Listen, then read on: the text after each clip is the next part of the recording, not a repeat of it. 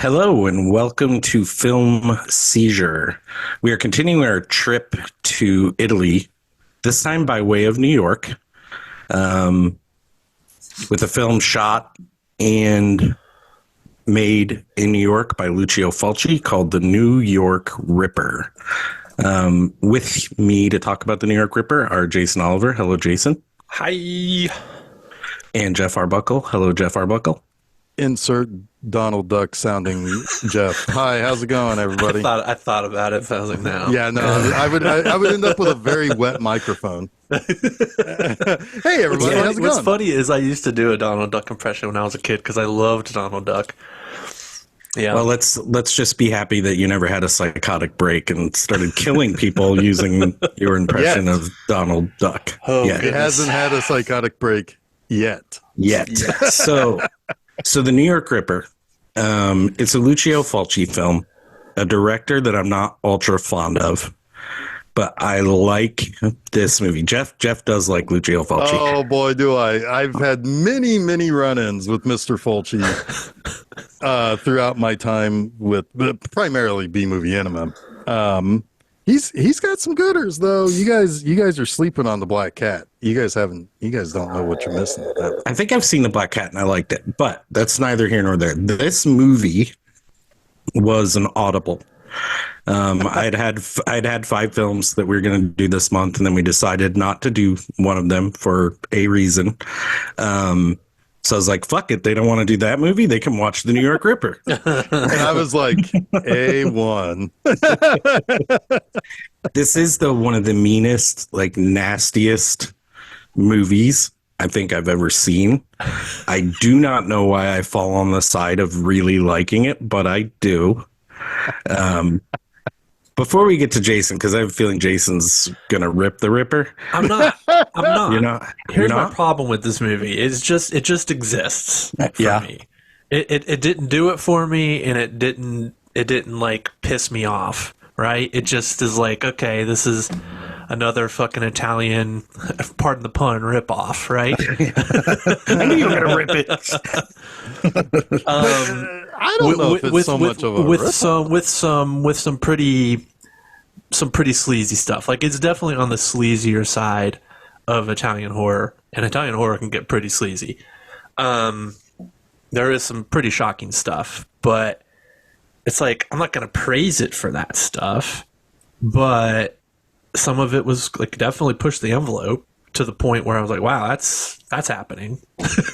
Yeah, it is. There's some, and I'm sorry, Jeff, there's some very long shots that focus on some really nasty stuff. And they warn you, like Fulci warns you right off the get-go with the hand that's on the screen for like 7 minutes during the credits. God. Yeah. It's over long, but I take it as like a warning, like you're going to be looking at some gross shit for extended periods of time. Like it's pretty well known at this point that Fulci just hates women, right? Like, he's like the classic misogynist of Italian film. I mean, I would certainly wonder about him. This movie for sure. is misogynistic as fuck. Yes, and I struggle to find. I just want to get that out there right off the bat. Like, this movie hates women. It fucking does. It's mean. But it's fucking Gene Siskel's here. Hey, everybody, how's it going? Hey. Yeah, let's get your take, Jeff. What do you think? Yeah, this is okay. Jason may have said this is misogynist as fuck. Me, I'm gonna go with this is Italian as fuck. It is pretty Italian. It is. I mean, there's a line in which a woman with supposedly 182 IQ tells her boyfriend that he basically fries all of her brain circuits, and that's why she does dumb things around him. And that's a line that needed to win an Oscar, and why it didn't, I can't fucking tell you. Okay, I'm gonna have to dip into B-movie Enema, Jeff, here. This shit is right up the like reason why that blog exists. That this shit played in a movie theater at one point in time, and people probably stared at it very similarly to as if they were staring at a mixed couple fucking on a stage right in front of them. Yeah. That was interesting. I didn't realize that I knew New York, had lots of porn theaters and stuff, but did they actually have live sex I shows? sincerely doubt it. I don't think they did, No, right? not in this country, but in Italy, probably. But that's definitely like an Amsterdam thing. But Amsterdam or Rome or maybe some red light districts in Germany, like Hamburg or something. Yeah. yeah, It's pretty interesting too, because Steph watched this with me, which is kind of a harrowing experience for me watching it with her. Because I'm like, how is she gonna take this shit? And I warned her up front. I'm like, it's mean, it's depraved, and you're not gonna like it. She's like, whatever, I'll watch with you. It's called The Ripper. Like, I love that kind of shit, because she's very into like her murder porn and stuff like murder that. porn. Yeah. Yep. But yeah, she somewhere in the middle of the movie, she was like, do Italians really think we're like this? And it made me wonder, because I didn't consider it like from that perspective.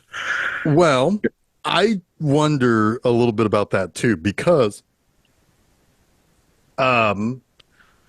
so I don't know. Have either of you seen Godzilla Final Wars from 2004? Have either of you ever seen an Italian movie that wasn't schlock? Well, I mean, I don't know. We always say Italian movies, but when we say Italian movies, we're talking about Italian movies of a certain type. Right. Yeah, Well, like genre Being cinema. fair pure- to like 75% of, well, probably not 75%, because there's so much of this shit was made. But the actual like 25% of Italian films that are really highly critically acclaimed, right? We never talk about that Italian. Oh, film. no. We're never going to watch Il Postino. We're never going to watch, what was the one with Roberto Benigni? Beautiful. My Wonderful Life. I'm not even talking about like Life is Beautiful. Oh, You're Life talking is- about like yeah. Fellini I'm talking and about shit. Like, Fellini Yeah, I know, or I fucking Mastroianni or like Bertolucci or like the masters. well, I'll tell you what, anyway. Jason. Well, we're probably not going to watch The Last Emperor either.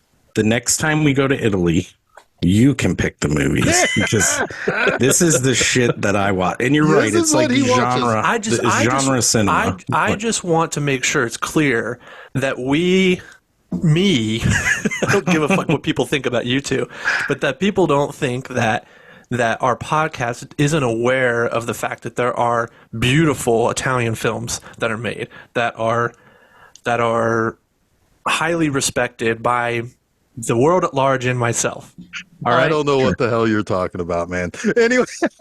Because when you say it's Italian as fuck, it doesn't. No, square. I'm talking about It doesn't exploitation square. Italian. Right. I'm talking. No, yes, of course. But I think that deserves. I'm not saying. I just want to make sure that our listeners understand where we're coming from. You mean there's good films that come out of it? I know where you're coming from, Jeff. I know where you're coming from, Chuck. But we have a whole dozens of listeners who don't necessarily know. A whole dozens. Fair- A whole fair enough, dozens. but- I mean, if they've been on either trip with us, they know. They know. They fucking know. But so anyway, back to what I was saying about, like how people perceive in 2004's Godzilla Final Wars, there's a moment in which Rodan is attacking New York. But the lead up to that is there's a pimp, a guy dressed up as a fucking pimp, like brazenly a pimp, like Halloween costume, like pimp. Superfly pimp. Less real than that.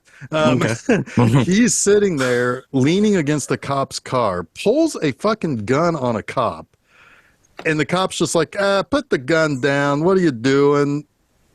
And meanwhile, there's a peanut gallery, which is a wino, like laughing about the whole situation. It's like, yeah, shoot him. And it's like, that's what I think some people think happens in New York City. Now, the only difference is in this movie, Rodan didn't destroy it. No.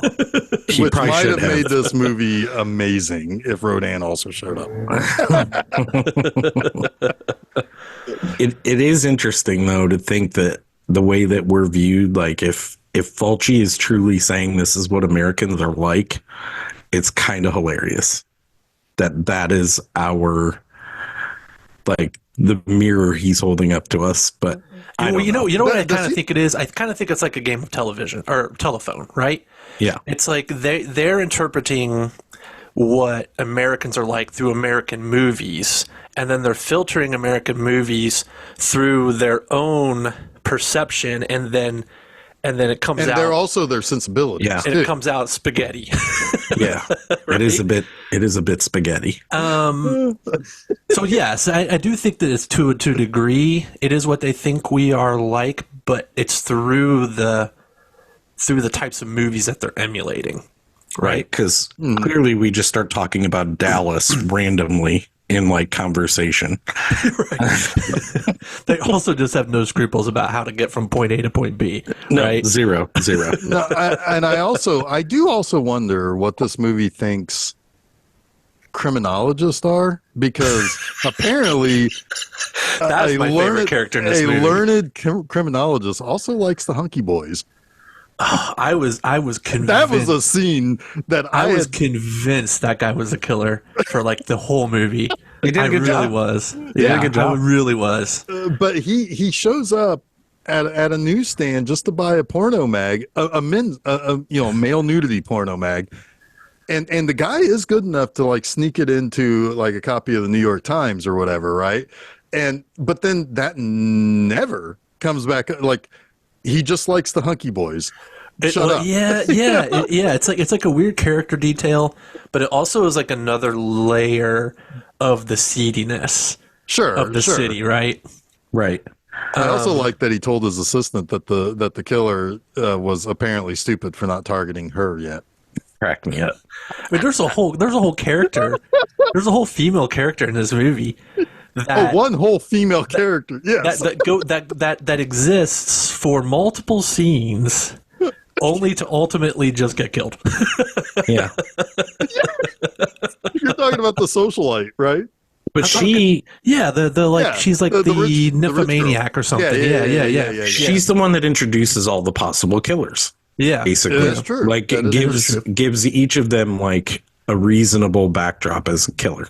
Yeah, because of her existence, which is interesting. It is interesting. She's almost like the female heroine for half the movie, but she never really says anything, which is kind of funny. Yeah, does she ever actually have an actual the scene in the scene pool with her husband with her husband when she's like, yeah, I've already got plans for tonight. Oh yeah. That's like the one real time, but she says no, stop, and I like it, but nothing really meaningful. No. Well, But does anybody say anything meaningful in this movie?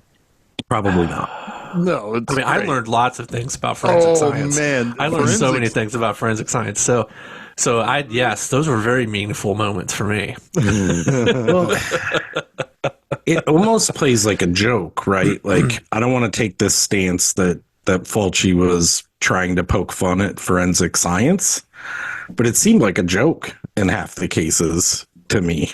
And I'm not going to die on that hill. You guys were talking about the writer of this before we started recording. Yes. Might be a good time to talk about that person. Yeah, so let me talk about Dardano Sacchetti. We've talked about him before. He did Raiders of Atlantis. Yeah. Well, that's kind of all you need to know, probably. But he also wrote... I do love Raiders of Atlantis. Yeah. But he also wrote Cat of Nine Tails, which was Argento. Yeah. He did Mario Bava's A Bay of Blood. Oh, wow. Yeah. He did Free Hand for a Tough Cop. I like that movie quite a bit. He did Mark of the Cop, and it's two sequels. Mark Shoots First and Mark Strikes Again. Whoever that Mark guy is, watch out. He is of the cop. Yeah. And then he also, but then in 77, he had a fruitful year in 77. He wrote 6 movies in 77, one of which was Shock, which is one I've covered on B Movie Anima. That's a really good one. That one was at times, that was another Mario Bava, but I believe finished by his son. Shock, Shock is one of those ones that's like, it is elevated by its score. Like so many Italian movies of this ilk are.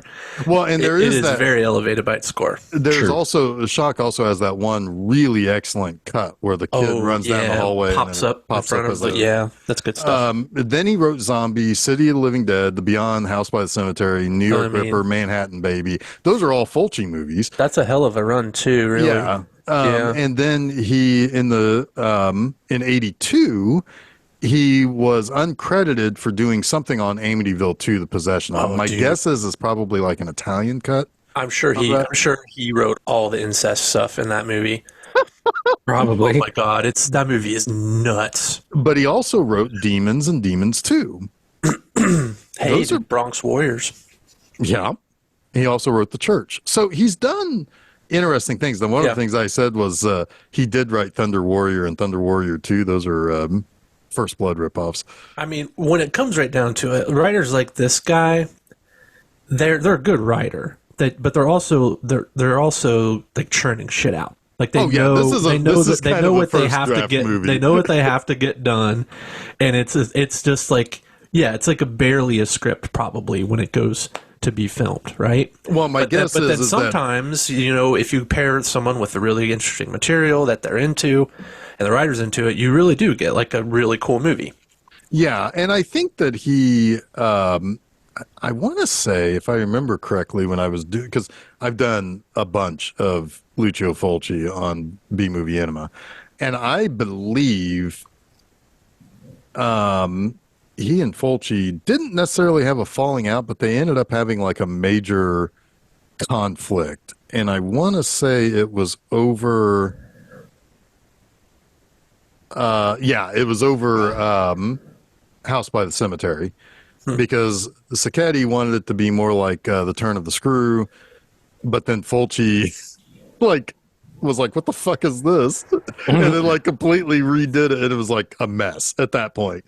That kind of tracks. Like this guy probably wanted to write something a little bit more higher brow. and Fulci was just like, well, fuck a bunch of that. Yeah, I'm making a Fulci movie. Not enough eyeballs get poked in this movie. Oh my god, yeah. There's not enough cutting from front butt to mouth butt. Feet and eyeballs, man. This guy. Oof. Yeah. And it is like bordering obsession in this movie when he films that stuff. It is. Like you worry about the man himself. Yeah, I had to look away in that fucking the woman just was like ordering a turkey club, and the guy came up and fucked her, and I looked away. I was like, this guy's foot is gross. This whole thing is gross. She probably just wants a turkey club at this fucking dive. She wanted them damn silver toes, man. Oh, she wanted them silver toes. But she's also like into his it. Foot was like his foot was misformed. It was malformed. It was a gross. He had 5 pinky toes or something. I'll be honest, like that character was interesting to me.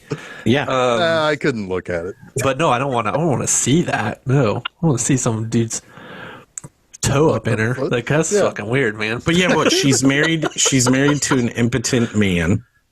Yes, and she goes around getting recordings of her getting off to eat with other people or to other people. Yeah. Well, she also just records the moaning of the live sex act too. Yeah. Well, yeah, you can hear her moaning on it too, because she's it's weird. It's interesting, and it goes on way too long when you're watching it with your wife. Fair enough. Yeah, so I guess there just wasn't enough of getting women off with a saxophone in this movie for me, though. Now, see, there you go. Now there's your Lucio Fulci movie. I love that movie, but that's a mean movie too. It is. That is a mean ass movie, but it's good. What was that one? Devil's Honey. It's the Devil's Honey. For some reason, I wanted to call it a touch of honey, and I was like, wait a minute, I think that's a song. I mean, that's a Beatles song. Well, it's not originally a Beatles They song. covered it, yeah. Jason, that was going to be full on my retort if you were like, this movie's just mean and I hate it, which is like half of what I expected. I'd be like, have you seen The Devil's Honey? Right, I know. There's something about that main character, though, that I just love in that movie. There is more substance to the people. It's a real. That's. I will say, The Devil's Honey is the real version of this movie. Yeah, there's a little bit. Right? Like there's motivations that are fully fleshed out. There are people with like the wife character in that is like legitimately and rightfully worried about her husband, and like there's a lot that goes on in that movie that is more human. while also being just as depraved at times. Yeah. Oh, I would say it's more sexually depraved than, which is interesting to say. this movie. This movie is cruel. is very, yes, and it's more of a heavier mix of violence with the sex. Although there's plenty of that in The Devil's Honey too. But it's different, right? It's not a mutilation, other than one character. Right. I was gonna say, yeah.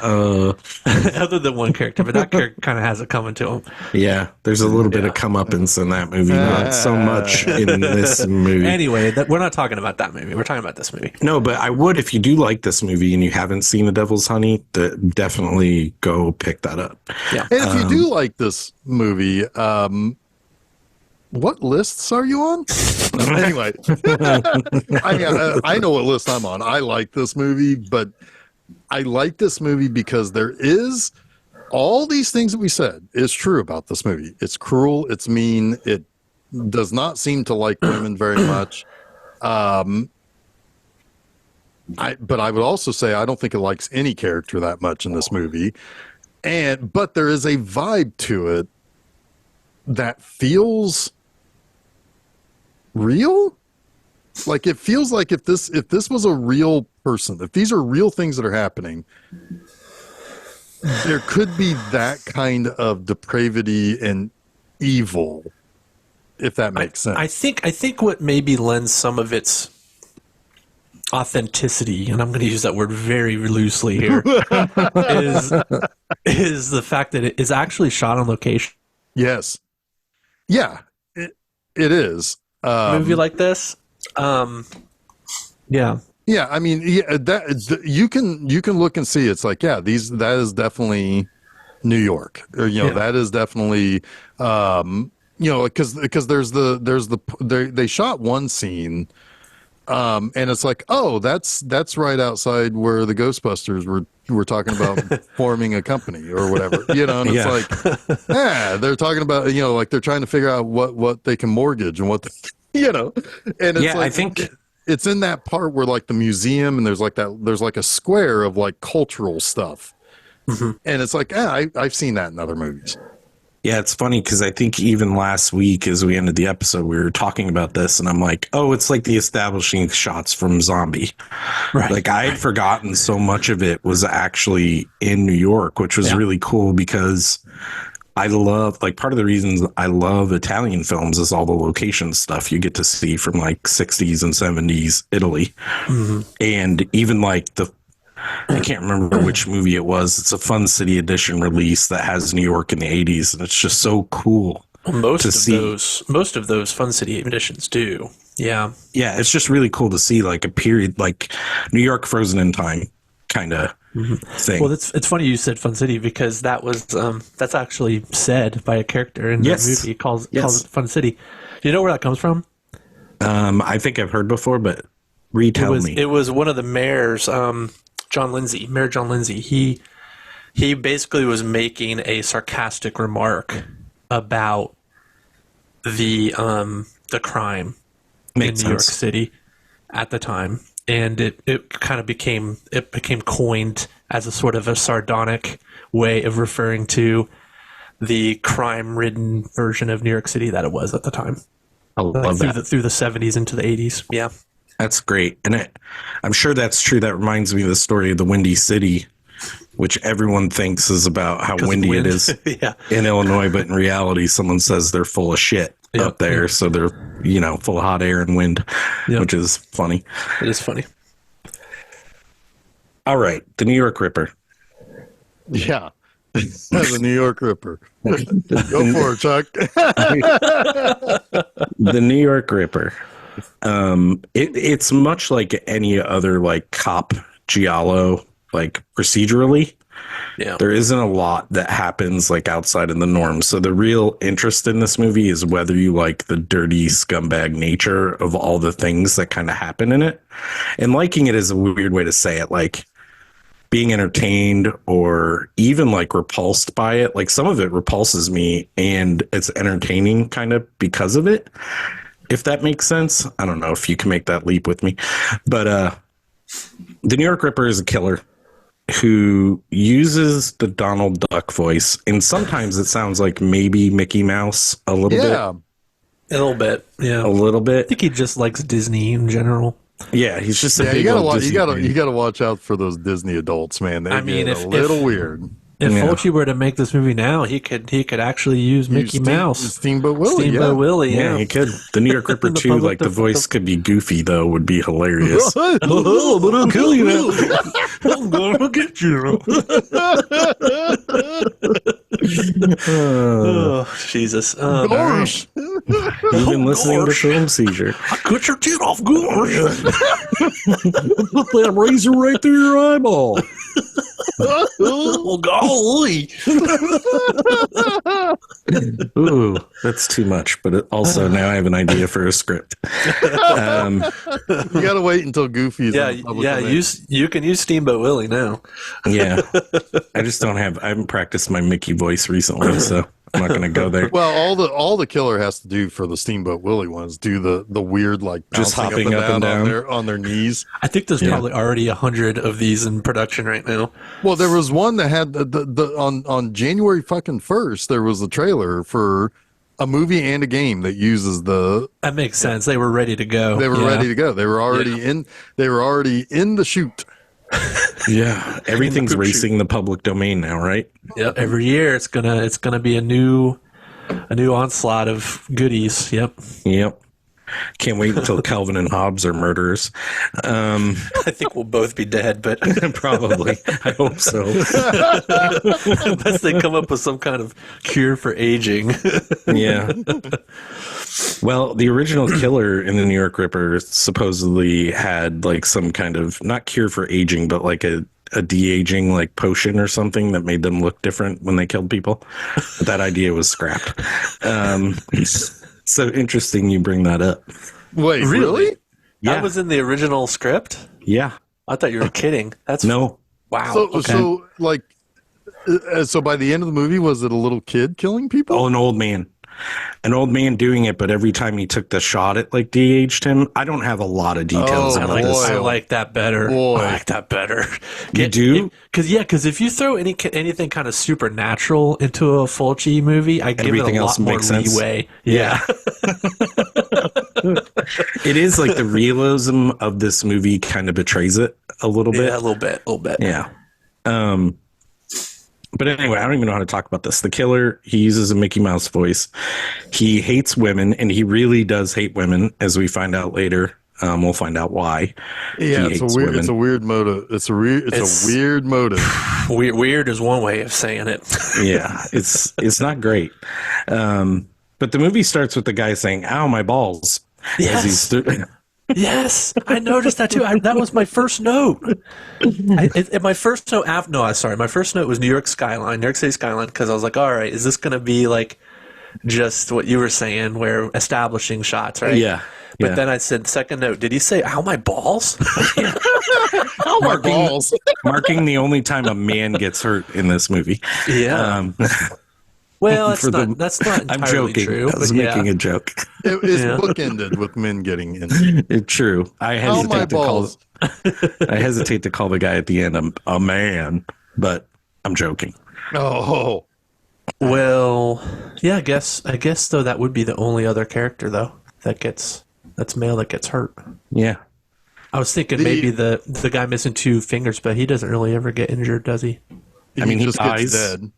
He just he injured himself. Yes, he does. He does. So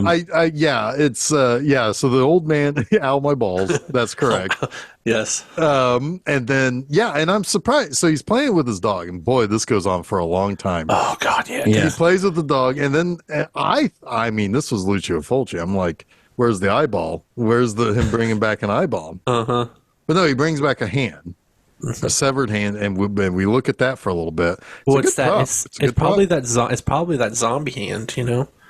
Yeah, it was left over from zombie, and the dog actually found it. It's actually like, we just have some leftover like fucking zombie props bits. Yeah, zombie bits. Yeah. I want to clarify one thing while we're still around it. I was saying I hesitate to call that one guy a man because he seems like he's trapped inside a child's like I don't know what the fuck he is. I'm going to rely on both of you to explain the ending to me. No. I'm gonna say, yeah. Well, what the criminologist wasn't good enough to explaining everything. Oh my god, it's a little bit of a psycho ending there, like that. That didn't even make sense. Like, I don't know. Well, okay, we'll get to that. No, but yeah, I guess I wasn't really talking about gender. Is all I'm saying. No. I'm with you. Yeah. I mean, he was a duck, clearly. Yeah, he was a duck trapped in a killer's body. Yes. Just quacking to get out. He was taking a potion that was keeping him from transforming into a duck. Yes, so the set piece of the first kill I think is great. Like, the girl's riding her bike, she runs into the guy's car, she damages the door. She's like, "Sorry, I was thinking about Chicago, Boston, or something." I was thinking about Boston. Yeah. Which if you say that to a New Yorker, that's probably not great. No, it'll get you killed.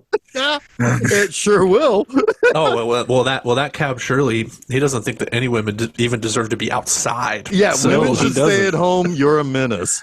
Wow. Yes. Wow, that was the first. That was truly the first moment, and it was early where I was like, "Yep, Fulci movie." Yep. When actually Fulci shows up? Like that was probably written into the script by Fulci. Probably.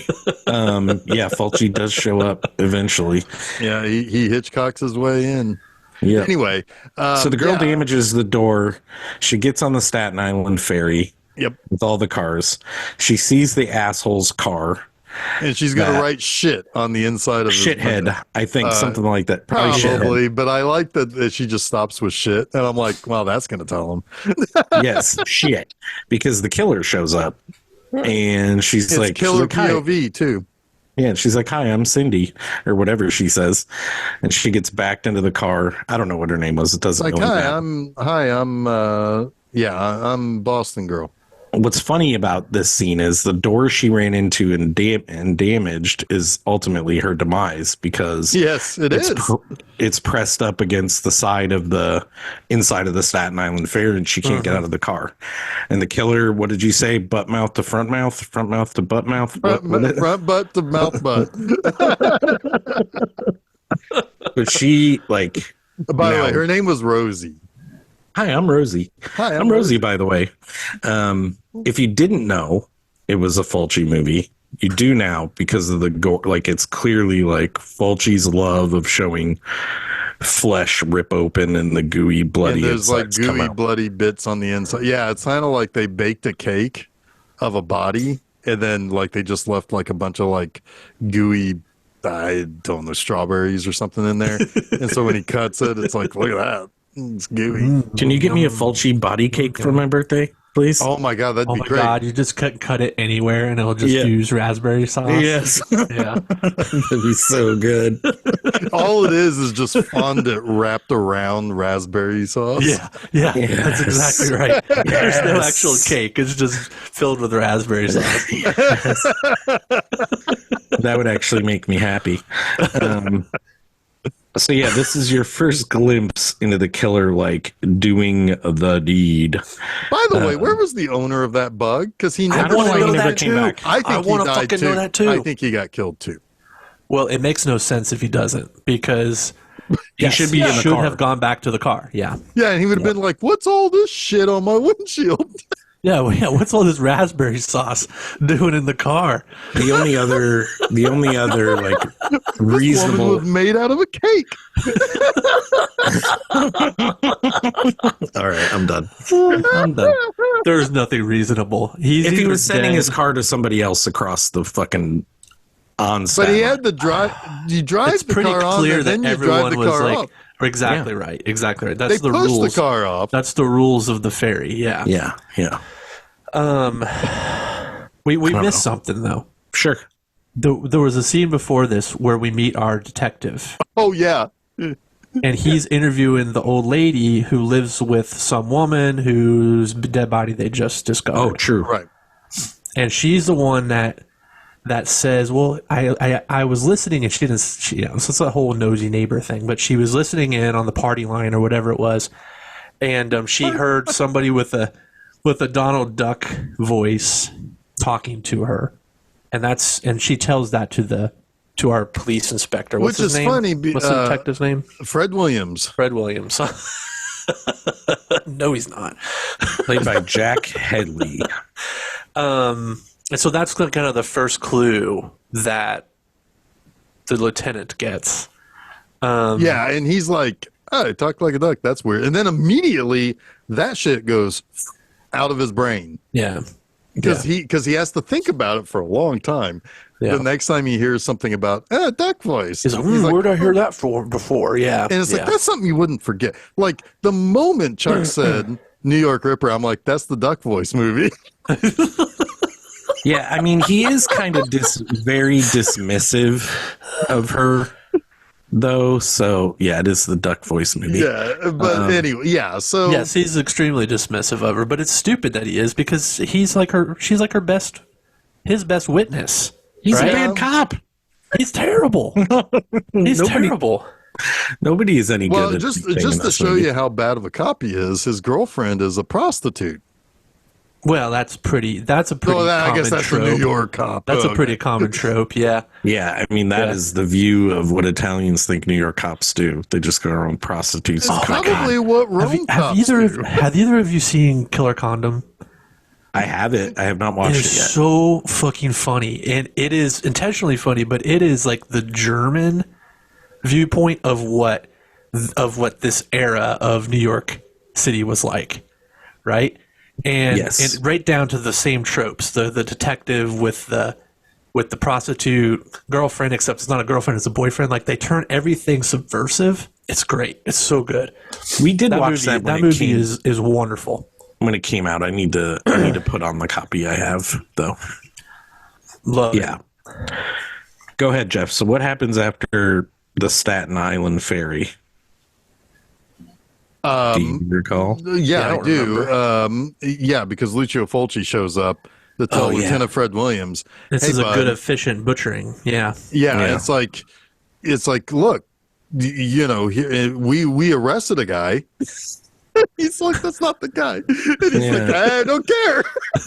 It's like, we can't have hysteria on the streets. He just pulls some guy off the street. It's like, this guy will do. It's New York. And he's like, he goes, well, what about, I'm going to go talk to a guy at the university, Dr. Paul Davis. And he's like, yes. And he hits him. He's like, yes, you do that. And he fucks off. And it's like, thank you, Lucio Fulci. Steph, when Lucio Fulci shows up, she's like, that guy looks like a duck. It's probably him. I'm like, that's Lucio Fulci. She's like, well, he looks like a duck. Like, he probably did this shit in real life. Lucio Fulci, like, and Jess Franco to a certain extent, both of those guys both appeared in a lot of their movies. And both of them look like cartoon characters. Yeah, like a Warner Brothers movie's about to break out. Or like more accurately for the two of them, probably a Tex Avery cartoon. Sure, yeah, Tex Avery. Why not? Yeah, okay.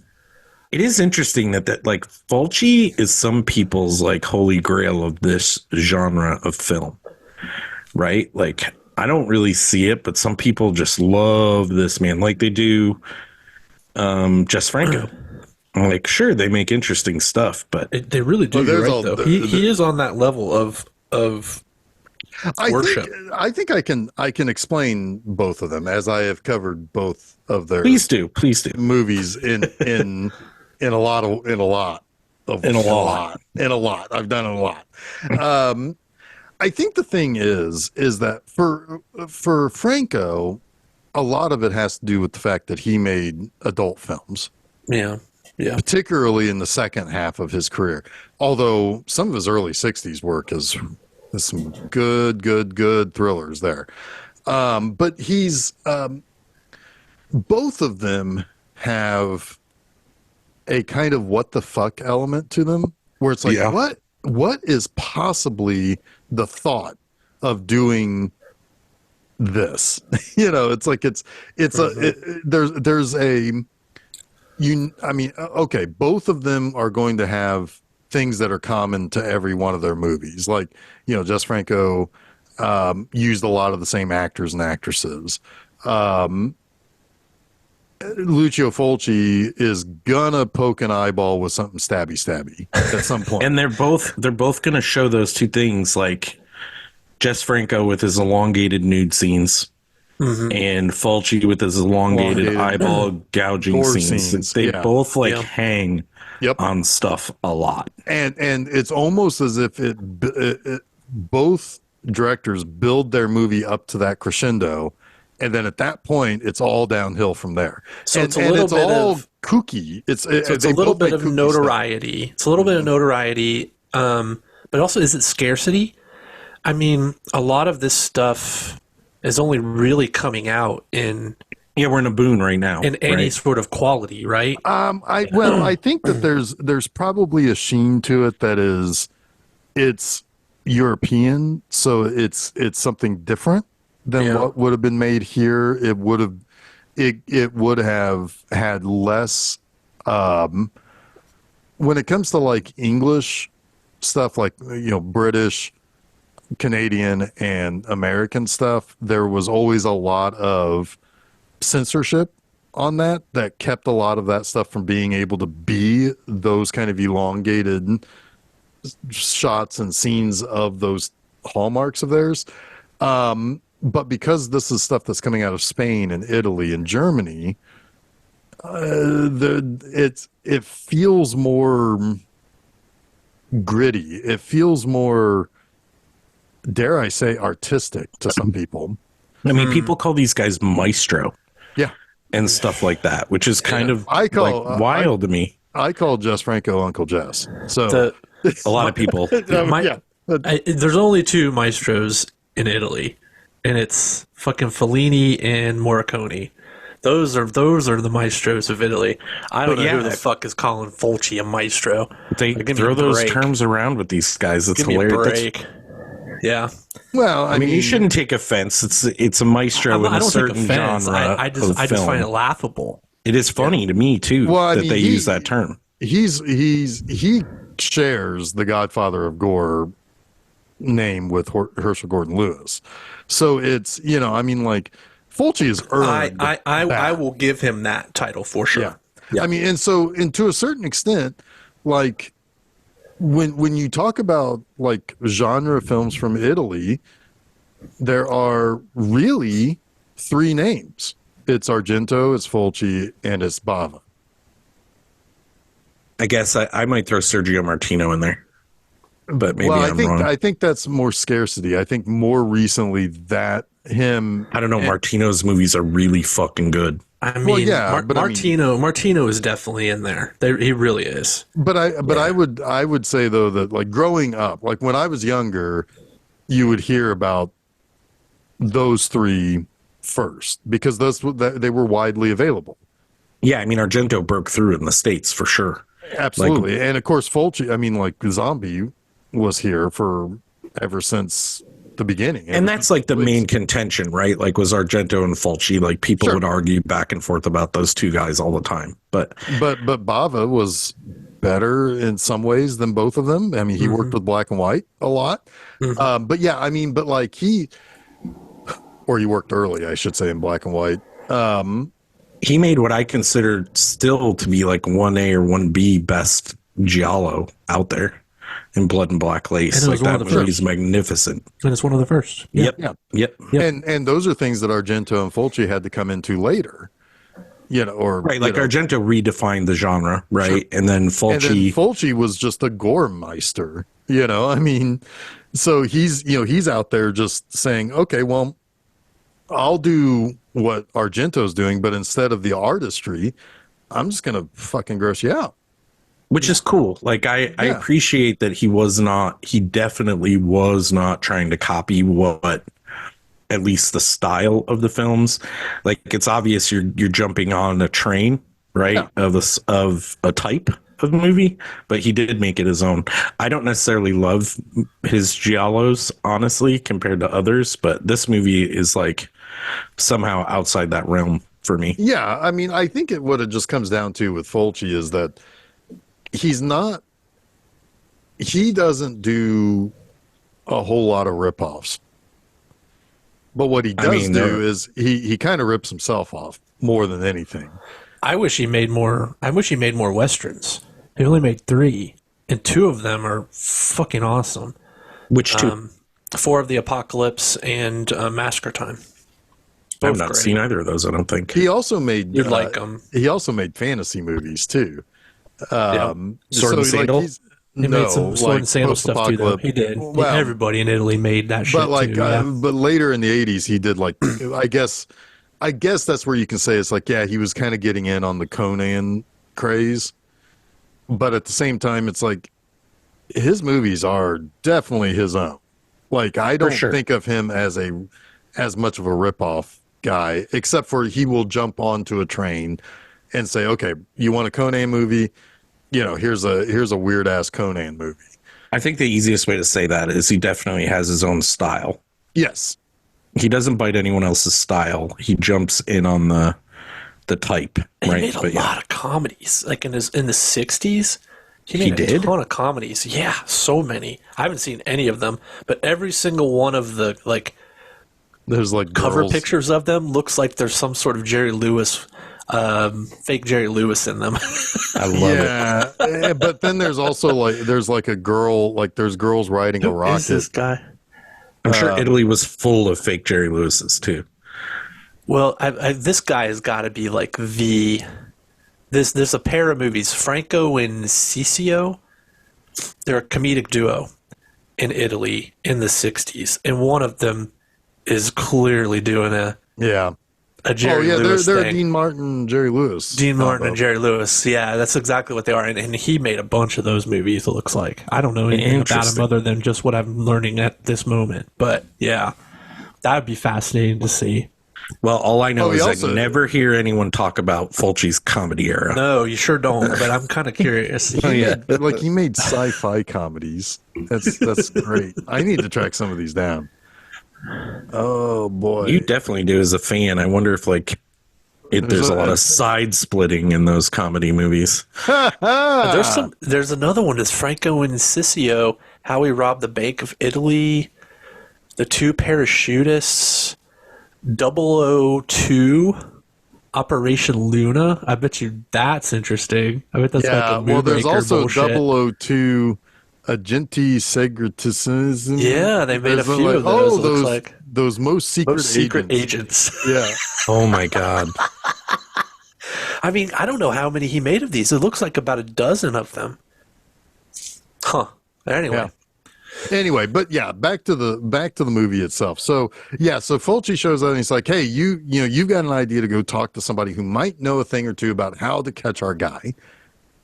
And that's when we're introduced to Paul Davis, Blue Boy. Dr. Paul Davis, who it plays chess by himself against the computer, like one of those really early chess master computer type things where you tell it what move you're going to make and then it makes a move in return. Yep. And then so he's like, he knows right away that Fred Williams is a guy who wants to talk about the Ripper, which that right there is a red flag. That's his first red flag that he's like, oh, you want to talk to me about the Ripper? Also, who's going to pay me? He wants to know who's going to pay him for his service. Yeah, I mean, he's a teacher. Paul Williams. Fred Williams is like, yeah, I'm sure we can cobble together some money.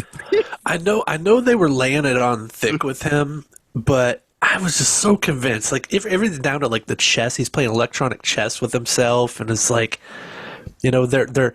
I knew it wasn't the guy missing 2 fingers. Like that's too easy. And he almost felt insulted that they thought it was him. Like, this guy's way smarter than that. Come on, look at me.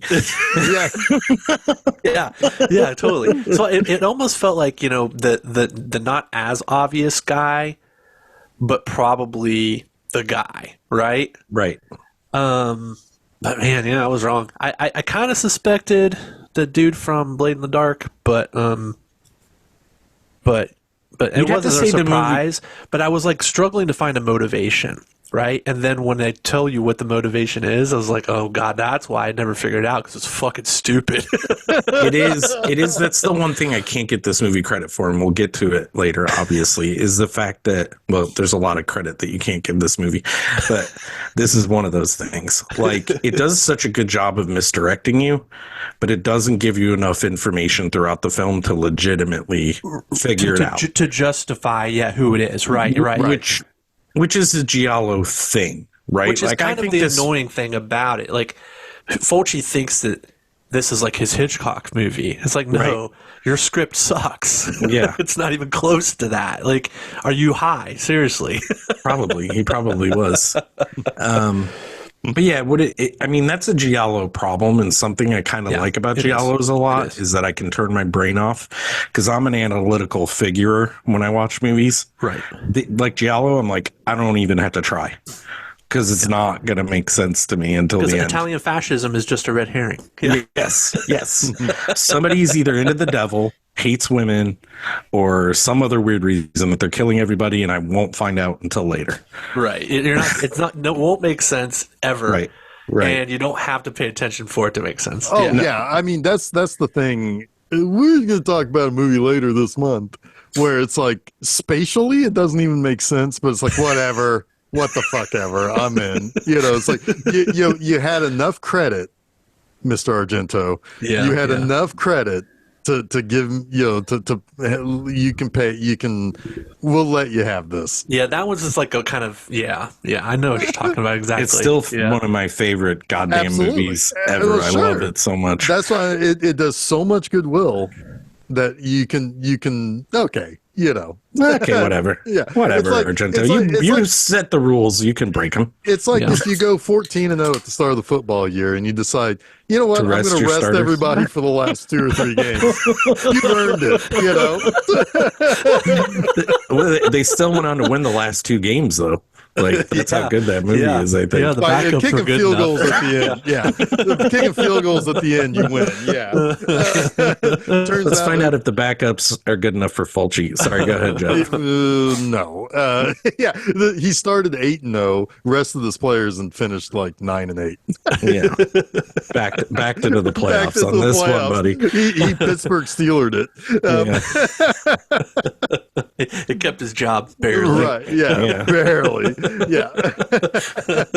So anyway, so basically it comes down to, we see this guy who's missing 2 fingers on his hand, which, by the way, when Wikipedia calls him the 8-fingered man, I'm like, this I've got to see. And then I realized, no, you dumb fuck. They're counting both hands. Yes. I'm like, I want to see how they pull this shit off. Yeah, it's not like the 6-fingered man in is that what it is in Princess Bride? I think I don't know. So anyway, but this is a guy by the name of Mickey Scalinda. Now, he is just generally kind of a dirtbag. Like, he's spent some time prostituting himself. He spent some time doing petty crimes. He's a sex offender. He's all the bad. And so it gets to the point where it's like, he follows the rich lady whose name is Jane. And it's very specific why I remember that her name is Jane, because there's a fuck up in the dubbing later. And so he says, he follows her to the sex show. And it seems as though, because he spots that Jane is kind of diddling herself, and then when the sex performers leave the stage, by the way, that fucking cracked me up in 2 ways. One, the girl puts on a robe that doesn't even go past her waist. It walks past what's the everyone in the front row. What's the fucking point? And then doesn't even go off the stage. It comes off the stage into the audience. The audience and off into the dressing room. And then 2, it's just like, I guess I did all right up there. Somebody asked her, so how'd it go? And she's like, Oh my god! And how fucking not into it is the audience? Like, they're all half asleep. Oh my god! It's like, Oh my God. Yeah. It's like just another day in New It's York. like Live Fulci's sex like, show. I guess it seemed like Fulci's saying, I'm going to show you all this fucking wild stuff and you're still going to be bored. Yeah. You're just going to stare motherfuckers. at it blankly. Yeah. You're desensitized. I mean, it could be somewhat of a commentary. I don't know. I wouldn't put that past them. Yeah. Go I ahead, Jeff. would. Sorry. You're just waiting. You're just waiting for the next Yeah. I'm waiting for the next broken act. bottle. I'm waiting for the broken bottle. That's the next act. So yeah. So the girl, oh man, first of all, she steps on glass. That I had to look away for that too. That was gross. Because again, she's only wearing a robe that goes down to her waist. It doesn't go past her waist. It's anyway. Right. So she steps This on has the to be glass. Tarantino's favorite movie, by the way. Oh, I'm sure it was. I'm sure Tarantino was even grossed out by that. Maybe. I'm trying to That's find his limit. maybe that was his Rubicon. We're not there I don't quite know. yet, but Yeah. So she ends up like the power goes out, or no, she can't turn on the light because the bulb. Someone That's broke what the she bulb. steps on. Yeah. Yeah, someone That's broke what the she bulb. steps on, and then she hears something in her room, and then Donald Duck is there to stab her in the he pussy mutilates her vagina. with a broken bottle, Yeah. and then he just walks out, and then later so it clearly shows us that Scalinda was in that seat it didn't fold back up, which was like, oh, he's gone invisible. He's now engaged vacant. his cloaking device Yes. because it should. He's not only missing 2 fingers, he's now missing everything. Yeah, So but his mass is still there. Can I Yeah. say how weird it is that the killer in this, for me personally, was missing 2 fingers? Because I just watched a movie from 1927, Todd Browning's The Unknown, the guy who made Freaks, and that movie Well, stars. he also made Dracula. Let's not forget. That's very true. That's very true. But he made this movie called The Unknown. It's a silent film with Lon Chaney as the main, well, one of the main guys, pretty much the main guy, and he is a killer with 2 thumbs. So he had extra. Oh, that is weird. I was just thinking he just walks around Well, does yeah, this. yeah, he had 2 thumbs on one hand, is what it was. Well, But he- Chuck, you missed it. You walked away because I was like, Wikipedia describes Scalinda as the 8-fingered man. I was like, well, this I've got to see. But Yeah. no, it's 8 fingers across 2 hands. Yeah. But he has 2 know. thumbs on one hand. He's like a double thumb, right? Ugh. And but what's interesting is he poses as a man in the carnival who has no arms to hide from the authorities who are looking for a man with 2 thumbs. So he wears a girdle and he ties his arms behind his back, and he has a knife throwing attraction where he throws knives with his feet. He's really good with his feet as well. Well, the guy. So maybe that's also one of Tarantino's favorite movies. He probably draws the line at knife throwing feet. Anyway, I just thought that was interesting to note because I've watched these movies not quite back to back, but within the same week. Yeah, that's interesting. I do like the guy in Freaks who has no arms or legs and lights his own cigarette. That is amazing. Heck yeah! And those were real Real dudes. people. Yeah, it's awesome. Anyway, but the so Scalinda is basically fingered as the as the killer because basically he's been seen enough with people, and the key person that sees him is Faye. Now Faye apparently is an Olympian. Yeah. Yeah, I mean, sure. I don't know what sport. For all I know, it's fucking archery. But I'm pretty sure it's running. Okay. Well, did they actually say so?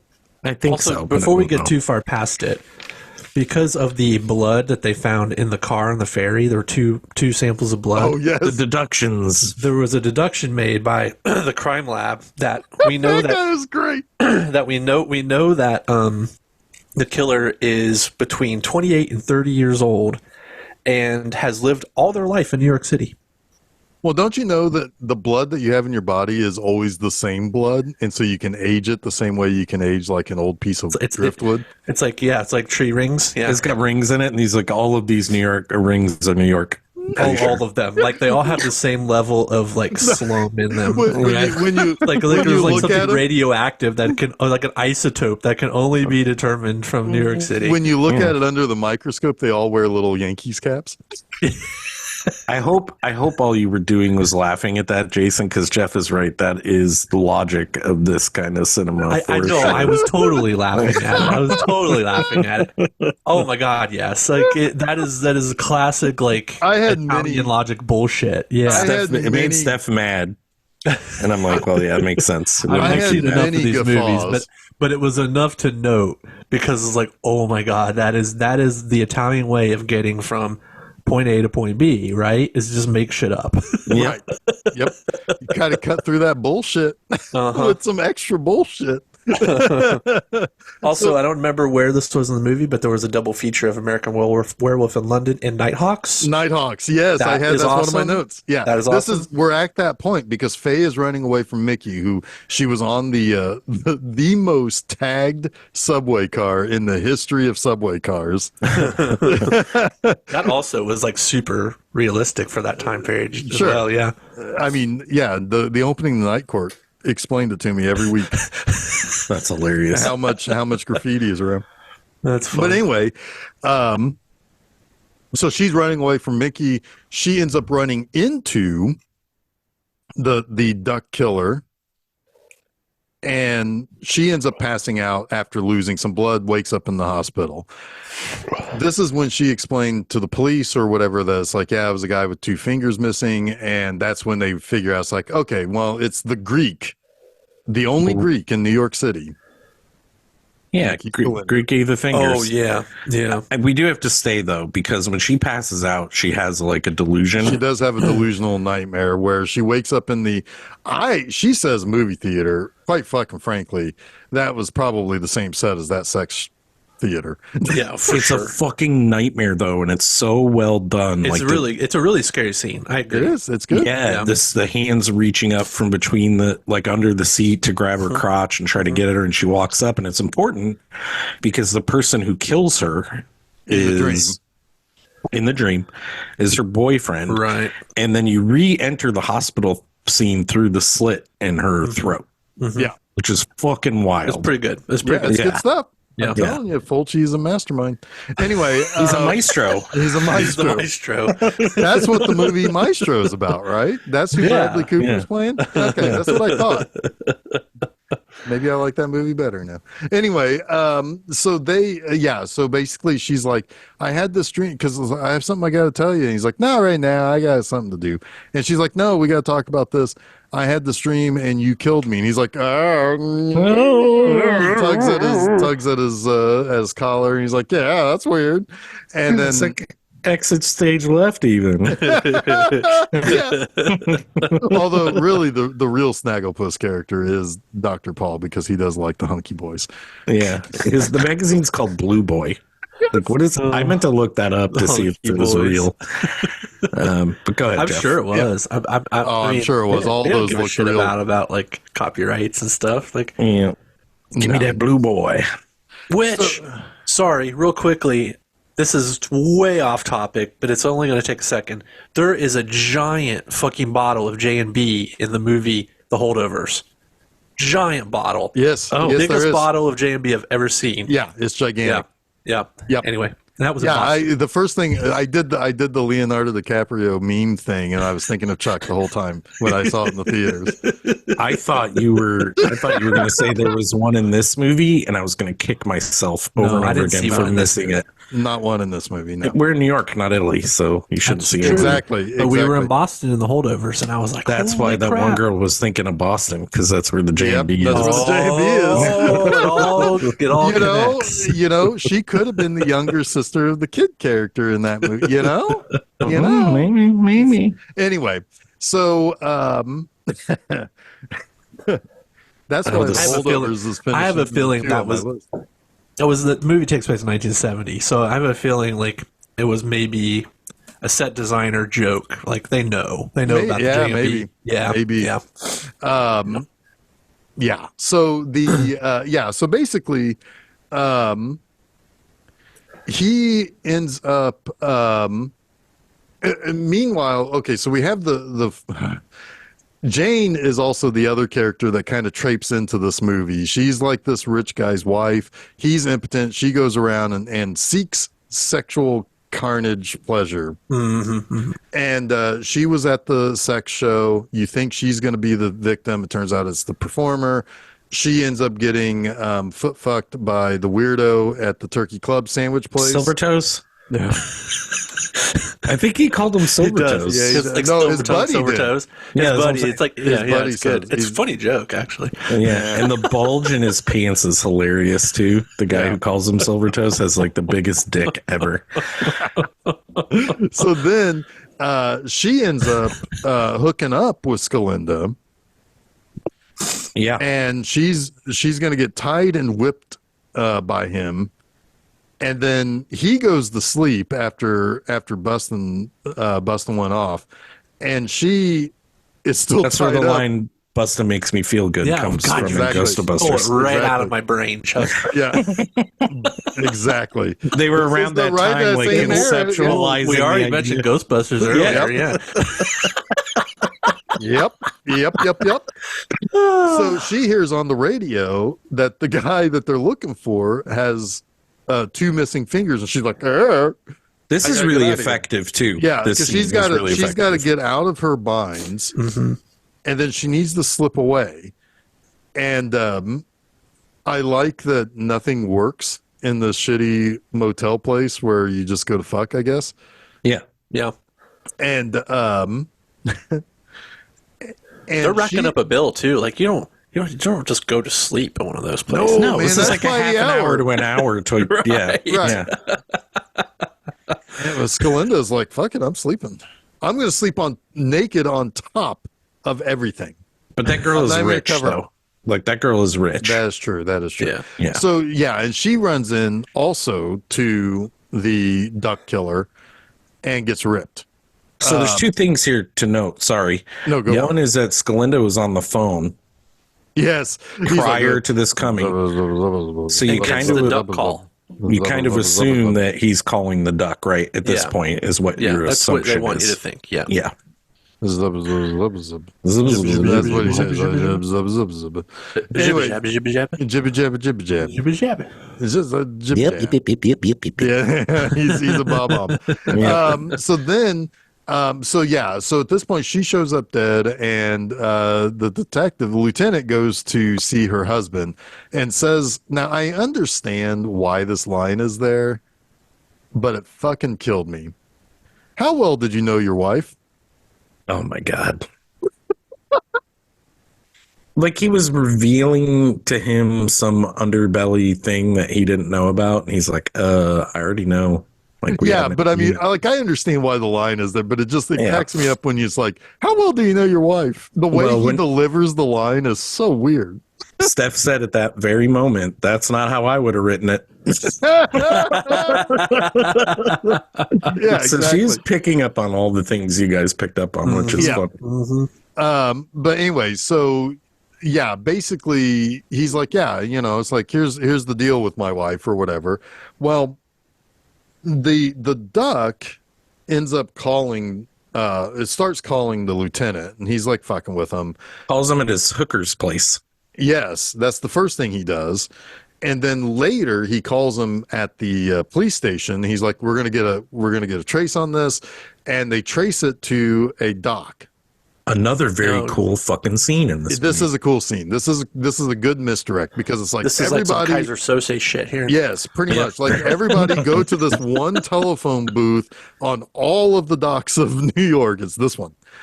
And so they get there. By the way, would they have known the exact location, the exact phone? If they tapped it for 2 minutes, I think so. Yeah. Okay. Or wire I don't tracing know. it for That's 2 the minutes. that's the kind of movie bullshit that you see that in everything, right? They could have localized it, I think, close enough. Yeah. But like the guy's like, it's at a telephone booth on this pier, and I'm like, you how do you know there's a telephone at that pier? You know, it's like that's anyway. It's movie bullshit and whatever. That is like the least of this movie's worries for me. Yeah. Between 28 and 29 and lived in New York his whole life. We tapped the line or we traced the call. Like once they say we traced the call, I'm just like, cool, all right, whatever. Whatever you find out here, I'm okay with. I still feel like it's cutting through some stuff for. They're like, we traced the call. This guy's lived in New York City his whole life.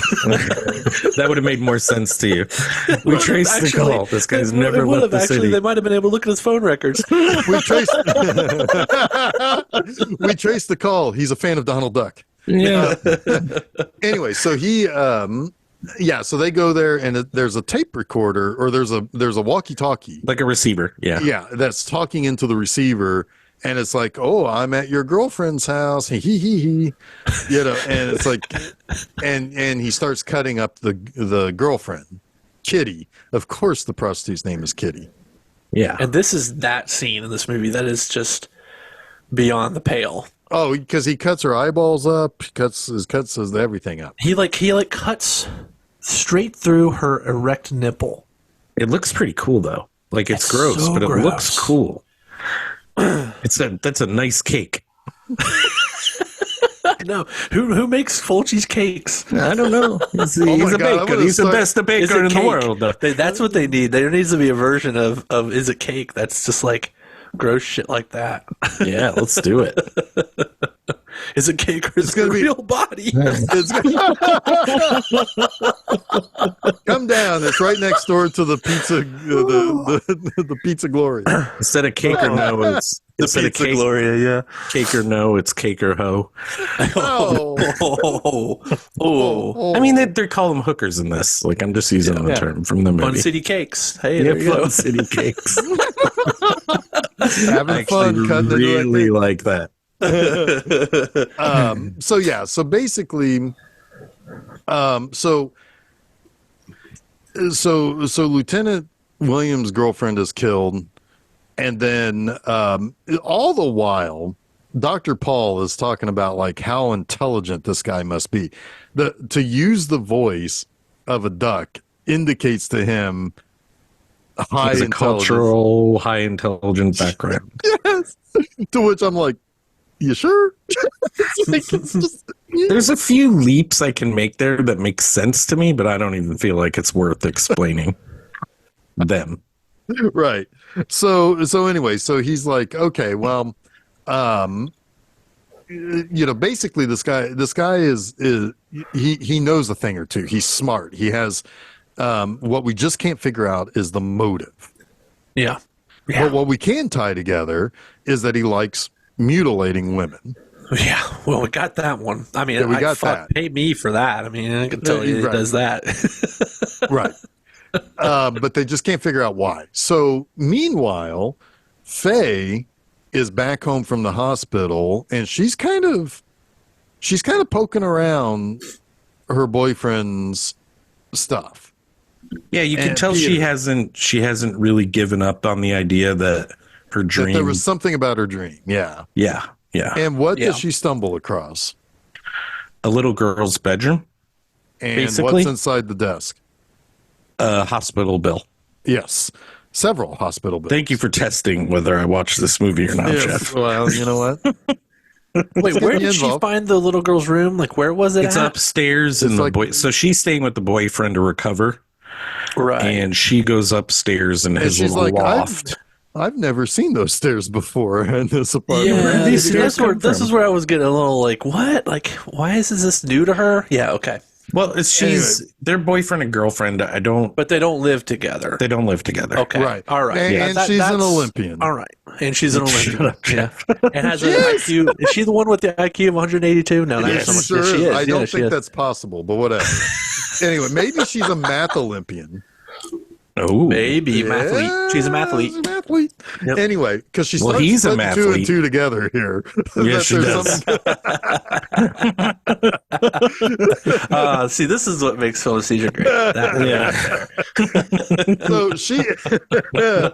So she goes to the hospital where these bills are from and notices a girl basically in an iron lung. Now, at one point, we find out that this little girl's entire lymphatic system is shot. Perfect. That's perfect line. Yeah, her entire lymphatic system is shot. Good job, nurse. Thanks. I like how they'll just tell this to anyone that shows up too. Like she's in a museum or a zoo. Well, let's face it. Zoo for sure. Yeah. Let's face it. Nobody comes visits the girl anymore. Which that's sad. This sad. movie ends very sadly. Oh my God. But we have to say something here so too. sad. The nurse is reading her A book about ducks. About Donald Duck. Like they can't say Donald Duck, but it's Donald Duck. Well, it's about can't you adopting see the little a like pig. Donald Duck like statue in There's room like at a this point, too? little ceramic Donald Duck. Yeah. And and by the way, that book, I want to get my hands on that exact book because at one point the way the nurse is reading it is not the way it could possibly have been written because at one point she's definitely not the one that's doing the voices. No, she's not. No. But at one point she's talking about how two characters are talking back and forth. And if she's reading it, it would say, and Donald said, Right. She cuts that out because she's a good storyteller. Well, but no, she's like, no, but what she does is she says, Donald goes. And it's like that's how you converse. That's how you conversely talk about how somebody says something, not how it would ever be written. That's true. That's true too. Anyway, it's hilarious. It's a very bad story. Everybody does not want a fucking dog or pig. I don't know. I'm glad you paid attention to it because I sure didn't. What I do. Anyway, so I was just like, oh, it's a story about a duck. Okay, moving on. Brain is turned off till the next scene. Yeah. So anyway, so she comes back home, and she starts to. Meanwhile, the cops are also starting to figure out some stuff because Dr. Paul is like basically it's like, well, wait a minute, isn't Faye a super smart mathlete? Maybe she's killing people, and it's like, no. And there is like they do try to put it on her in your brain a little bit. But Lieutenant Williams is immediately like, no. It's like there's a brief moment in time where he could be wrong. But there is a moment in the movie in the climax, where we're like, ooh, could it be? Yep. Yeah. Yep. So then and then he's like, well, what about Peter? Peter, what do we know about this guy? And that's when they find out that he has a daughter, a very sick daughter. Mm-hmm. And they go to the hospital, and that's when they find out that her entire lymphatic system is shot. Yeah. it's like it just her entire lymphatic system, her brakes, her carburetor, that's all shot. And Dr. Blue Boy's like, we better put a detail on that house. And the cop is like, how stupid do you think we are? Right. I like that. I too I am also a mathlete. Oh, yeah. It's maybe not 182, but it's pretty up there. It's pretty up there. I can do some quick math. I watched Dallas. It was the biggest show of all time at that time. Yep. Anyway,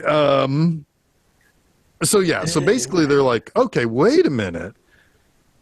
Okay, maybe this Paul guy is, but meanwhile, back at home. Oh wait, when was it when the 8 days psychologist guy says? Oh yeah, but what about the phone calls? The phone calls definitely point to someone culturally refined with a culturally refined family background. We mentioned that just a few minutes ago. Did we? Oh, I missed it. Really? Yeah, we did. But yeah, it's culturally refined because he knows Donald Duck. And confuses. That's where I said I could make some leaps about the reasoning, but it's not worth it. Oh yeah. So he says, basically, they also find out that Mickey shows up dead at one point too, after Kitty has been killed. And the cop's like, that's not fucking possible. He's been dead for 8 days. He's our killer. And the coroner's like, if I say he's been dead for 8 days, I may be off by a couple of hours. By a day or two. I won't know. You're right. Hours. It was a couple hours. Hours. Yeah, but not days. Yeah. Well, this is where there's like a spatial leap in time where you're like, okay, I just have to agree that 8 days have passed. 8 days have passed, yeah. And like 4 days ago, the killer killed someone and Scalinda was still alive. I think, but whatever. Right. So he's like, bullshit. That's not possible. He's a killer. Yeah. He's like, no, it is. He's dead. So that's what puts them on to thinking about Faye and Peter. Yeah. Yes. Because why would Faye have twice?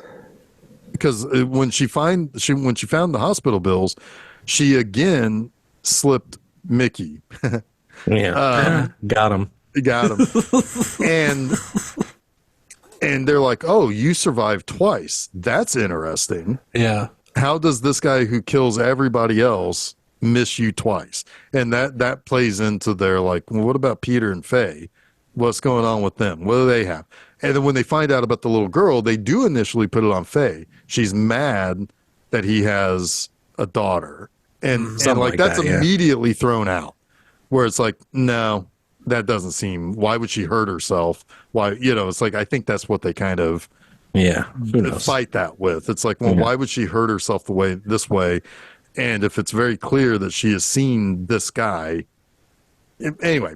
So, and she's putting it together at the same time, like with the knife, I'm sorry, if you like fuck up a knife, throw it out, right? Why would you put it back in the knife holder? Well, because why wouldn't you? You're a duck. You have had a mental break. You're like, I can still use this to cut tomatoes. Yeah. You are not a mathlete.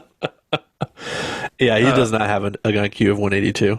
No. But he is a mathlete, though. He does also short circuit our mathlete's brain, though.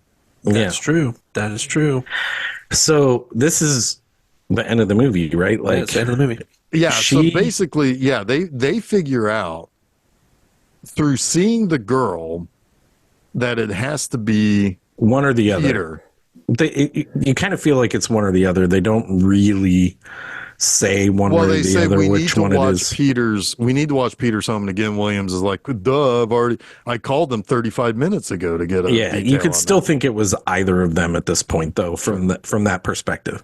Yeah. And she sees the knife that's broken. She has a mental memory of the wall that the knife hit. She's like, oh shit, I gotta go upstairs for whatever reason. But there's a phone call. Well, Peter keeps like, don't go into whatever her nuts' room is. And it's like, what? It's like, why? Right. Yeah. Why? But don't go in her room. Don't go in her. The call doesn't make sense to me unless she can also do the voice really well. Yes. Right. That's how they communicate with one another. Yeah. I think that's what's happening. They communicate through the duck's voice back and forth, like Daddy Duck and Baby. Yeah, Daddy Duck and Baby Duck from the story. Daddy and daughter. Yeah, yeah. That's how they talk to each other. So wait, is the daughter that calls? Yes. Not. Oh, yeah. For some reason, okay, this is a misunderstanding on my part. For some reason, I thought it was the mathlete calling. No, he freaks out. No, he freaks out thinking, "Oh shit, I've been fucking with Williams, now he's fucking with me." And I think that's what we're meant to believe, but it's the daughter that's called because when the daughter calls again at the very end, it's he doesn't answer. Well, no, but because he's got a big old hole in his head. But it is kind of at that point where they say, "Oh, he doesn't come and visit, but she calls him all the time." Okay. Yeah. Yeah. And so they communicate back and forth as the ducks. Yeah. From the story. Makes sense. So then he's like, don't go into whatever Face's room is. And he's like, what was her? What was her name? Susie. So we could have believed Don't go into Susie's room. Don't go into Susie's room. And then she basically like presents the knife to him. And then he tries to attack and she stabs him, but of course he's not dead yet. And he comes back at her as the duck, which is just at the right time because Lieutenant Williams comes in and he was ready to kill. This is an all-timer shot right here. Yeah. Well, go for it, Chuck. The face looks so bad, but So he bad. just he like stands up to shoot, and then the cop shoots him in the face, and it looks so fucking terrible, but it's so great. And Well, they yeah, really, it's like they you really can shoot see the shit out through. of that ceramic. Yeah. Yeah, they do. They do shoot the shit out of ceramic. And this is, I think, partially why I was confused. I thought she called him to let him know she knew he was the killer, and then she went upstairs. But it could also have played the other way. She was calling to threaten him and was actually the killer. And until we see him wake up and use the killer's voice, it's still kind of ambiguous at that moment, at least slightly. Anyway, yeah, he was the killer. I'll Raiders of Atlantis this for you, which I had to do when we watched Raiders of Atlantis. This one's much easier, really. Yeah. He is upset that his daughter's life will never amount to anything. Her lymphatic system is shot. It's shot. So he takes it out on every other woman that does get to live their life. Sexually on other It's women. weird. Yeah, It's it's weird. weird. man. It is It's weird. real weird. I'm betting they went to one of those purity balls Oh, they had like, yeah. because that shit is weird, man. Yeah, no comment. This movie's It's a really. And why is she missing an arm? Because her lymphatic system is shot, Jason. yes. That's exactly What- why. I mean, Yeah, I mean, Does that have anything to do with your lymphatic arms just fall systems? off? Your lymphodes? I mean, I guess so, because that would be your armpit, right? Is your Yeah, your that lymphodes lymph are in your node armpit? All right. went first. Okay. And it So- shriveled up the arm and it fell off. I'm just gonna give this movie a 1 and a 10. It's a terrible movie. Wait, there's the end. That's the real gut punch. Yeah, go ahead. As you're right, as they are driving her to the hospital to be looked at again and probably undergo, like rest of life therapy, they explain everything while she's right there, not cutting any bullshit. Like fucking Dr. Paul is giving it to him straight with her in the car. And then it cuts to the daughter being upset and wanting to call her dad, Peter, and trying Daddy. to call him, and then nobody's there to answer. So it just ends with her begging her dad to pick up the phone. And it's like, okay, twist the knife a little bit more in my eye socket. Yeah. Yeah, Anyway, it's sad. it is sad. It's a sad ending but it's also very weird. Like it's Creepy. It's creepy. It creeps you out. It creeps you out. Yeah. It is creepy. It is effective in making my skin crawl. Yeah. And that's what it's probably trying to do. So for that, it is A 10. it gets a pass. Yeah. It gets Yeah. a 10. It It gets a 10 out of what, 20? I don't know, but it gets a pass. What? I can't even articulate what I really like about this movie because I know that it's bad. Like I know that it's not a great film, but it does enough things effectively throughout, and it freaks me out and creeps me out enough, and it makes me uncomfortable enough, but not in like the American History X kind of way where I'm like, I have to look away. I cannot watch this or ever see it again. It's way more intriguing for some reason to me. So Yeah, I kind of love it. I'll just say I kind of love it. I like it as this is early 80s gritty slasher. Yeah. Right? Like this feels more like the slashers that started to come out in the second half of the 70s. Right? Where it's like you kind of feel what's happening in it. And it's dirty. It's grimy. You don't want to be. The only place I want to be in this entire movie was in that theater watching the double bill of American Werewolf in London and Nighthawks. Every place else, I wanted to take a shower if I was there. Yeah, it kind of Certainly reminds in that deli where foot fucking is going on. Yeah, you'd want to at least take a foot shower. Yeah, I ain't putting it back in my fucking shoe. That's for sure. I like the Candy Snatchers and Blood Games similarly. I probably shouldn't be watching this or enjoying it, but I like it for some reason. I don't know. It's the grit of it. It's an effective an effectively gritty thriller. Yeah. Yeah, Candy Snatchers, man. That's one. That's almost like That's another good gut punch at the end. It's almost like a Grimm's fairy tale. The Candy Snatchers is, and then Blood Games is more of that. I can give you 10 movies just like Blood Games if you want them, Chuck. I mean, that's a The Hunted Become the Hunter. Yeah, it's just fun. That particular version of it is fun. I do like it. I do like that movie a lot. Yeah. I still contend that movie was made by that one director who made only one movie because she made the perfect movie. And I was like, I can't do any better than this. I just knew you were going to love that movie, Jeff. I just knew it. Well, I did. Which one? Blood Games. Blood Games. Yeah, it's really good. Anyway, this is a gross movie, but you know what? It's good for a lark, right? Like you could throw in New York Ripper into your bad movie night with your pals. Maybe not watching with your wife. Chuck, I did that already. I know. I'd advise against that. It is kind of one where where you know something's coming up, just look to the side and see what their face is going to be. Yeah. Yeah. It is one of those for sure. You'd almost never look at the movie if you were doing that most of the time. That's true. That's true. That's true. But ow my balls. Ow my balls. So we do have a little bit. Girl. You're such a good girl. We do have a little openness at the end of this year. So should we just say what the next two movies are? Because they might end up swapping place in terms of which one is done first. But the two movies that we have coming up over the next 2 weeks are Cemetery Man and Deep Red. A couple of revisits. Chuck wanted to do some movies that he hadn't done before.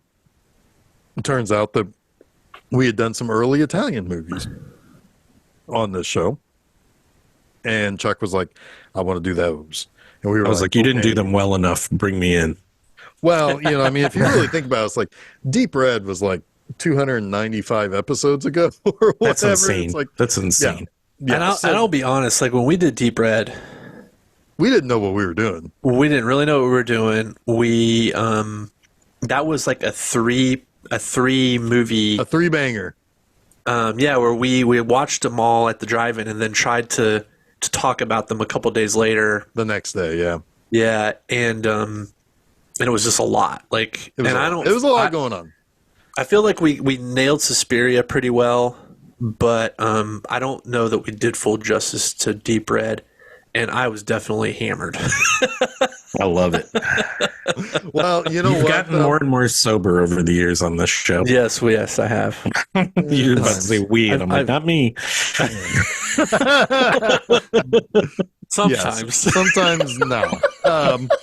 But yeah, so those are the two movies that are coming up over the next couple of weeks on Wednesdays, and that will close out our Italian, our Chuck Italian month 3. Now, I will also go ahead and say what the two movies for Monster Mondays are that close out this month, because also, who knows, because of when we're releasing. So on Monday the 22nd was, depending on, anyway, Tales from the Crypt, Demon Knight. Ooh, I like that one. Yeah. Fucking awesome. Super fun. Billy Zane, craziness. Mm-hmm. He's got that one whole rant when he's outside the play and he's locked out. Is Dennis Miller in that too, or is that Bordello Blood? No, that's Bordello Blood. That's Bordello Blood, yeah. And then the 29th is a British movie about a killer golem called It.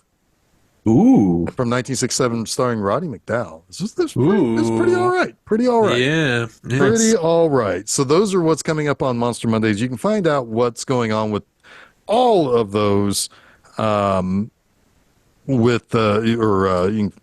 just going to filmseizure.com. You can find out where you can follow us. We are now on Blue Sky. How about that? Oh. How about that? We're on Blue Sky. We're on Threads. We're on Instagram. We're on Facebook. What the hell is Blue Sky? It's the better Twitter. Huh. The people who started Twitter went over and created a new thing. Really? The bitter Twitter. Yeah. The bitter Bitter Twitter. Twitter. Bitter Twitter is X. Interesting. Okay, all right. I'm Anyway, into that. it's still kind of in beta, but anyway.